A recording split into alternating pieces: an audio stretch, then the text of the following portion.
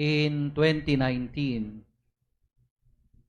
I met a person who always reminds me and other people, in all situations, he always tells us, there is always a better way. Ewan ko kung saan niya nakuha yung ganung motto niya. There is always a better way. In all situations, there is always a better way. And we can pick up this line to also understand the admonition of Jesus, or the warning of Jesus to his apostles when he said, I am sending you out like sheep among wolves. And he would also say, with all honesty, be on your guard with respect to others. They will hail you into court. They will flog you into their synagogues. Will be brought to trial before rulers and kings. And he will even say, you will be hated by all on account of me. Well, Jesus is very honest that for his apostles, the way they are going to tread is full of hostility, conflict, humiliation. And Jesus, understanding human tendency, is baka itong mga apostol na ito, they will confront this hostility, with this humiliation with anger, or with persecution with revenge. And Jesus was aware of that human tendency. And he is reminding them, before they go into that situation, there is always a better way. So parang sinasabi niya, when you meet hostility along the way, do not confront it with hostility, because there is always a better way to face it. If you face persecution, do not confront it with anger or force or whatever, because there is always a better way. When you meet humiliation, do not confront it with revenge, but there is always a better way. And it's a good reminder for all of us. At times, we tend to forget this. That in all situations of life, especially this kind of situations of life, like for example, if you meet hostility, the human tendency is to confront it with another hostility. If you are humiliated, you will fight for your right. And your fight for your right or your freedom can lead to more quarrels or misunderstanding. Or most probably, you are hated by a person, you confront it with more hatred from you. And that is the problem with the world.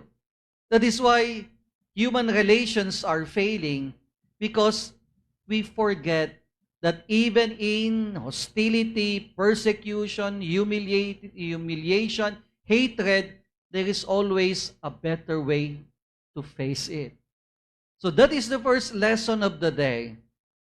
If you are in that situation, if somebody hates you, or somebody humiliates you, or somebody has done wrong things to you, kumbaga i-remind mo sa sarili mo, there is always a better way to face this.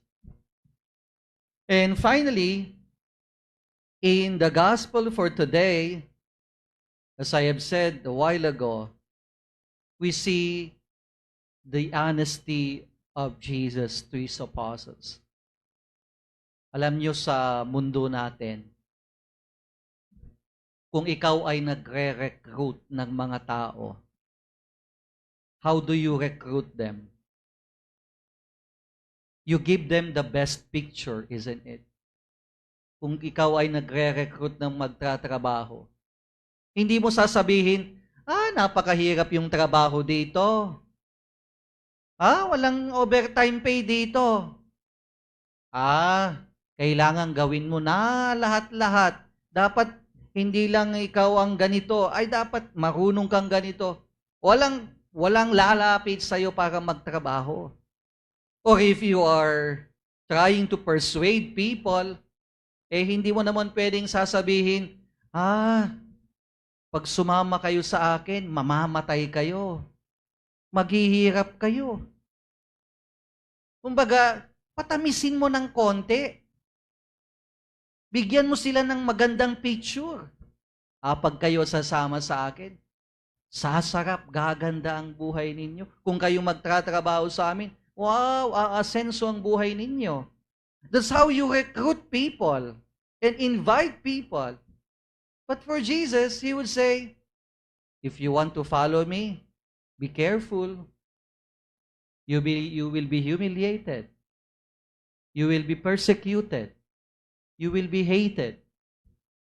But there is always the assurance of Jesus, and He will say, but whoever holds out till the end will escape death. Parang sinasabi ni Jesus, yes, when you decide to follow me, syempre, haharap kayo sa napakaraming hirap. You will be hated by all. Even your father or your family, they will hate you. But, if you persevere, there is a reward that you can look forward to. Parang sinasabi ni Jesus, do not lose sight of the reward and do not be so overwhelmed by the persecution or the hatred that you face along the way. And so, my dear brothers and sisters, the gospel for today gives us two very important lessons of life.